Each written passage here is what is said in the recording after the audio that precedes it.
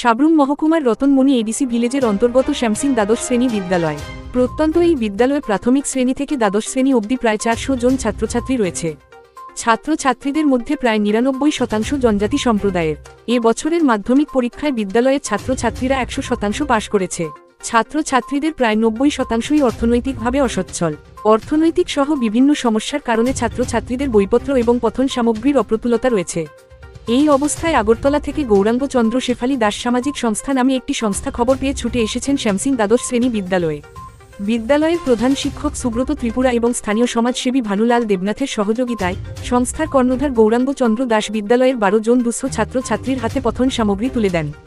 সমাজসেবী গৌরাঙ্গ চন্দ্র দাস জানান, সারা ত্রিপুরাতেই তার এই সংস্থা অন্ন, বস্ত্র, শিক্ষা, খেলাধুলা, রক্তদান শিবির, বিকলাঙ্গদের সেবা সহ বিভিন্ন সামাজিক কর্মকাণ্ড অংশগ্রহণ করে।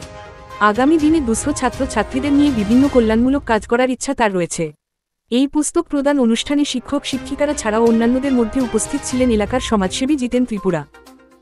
এই ব্যাপার 22টা মেয়ের মধ্যে 22 জনে পাস করছে।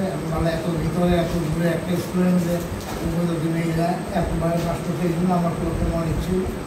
ওই সোর্সে আমি যোগাযোগ করে যেটুকু আমার দ্বারা সম্ভব বা যেটুকু উন্নত প্রয়োজন ওইটুকু আমি ব্যবস্থা করছি। আশা করি একে আংশিক কিছুটা হয়তো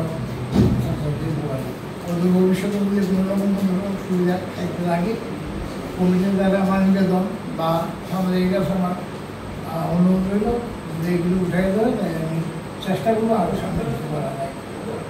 এই অবশ্যই।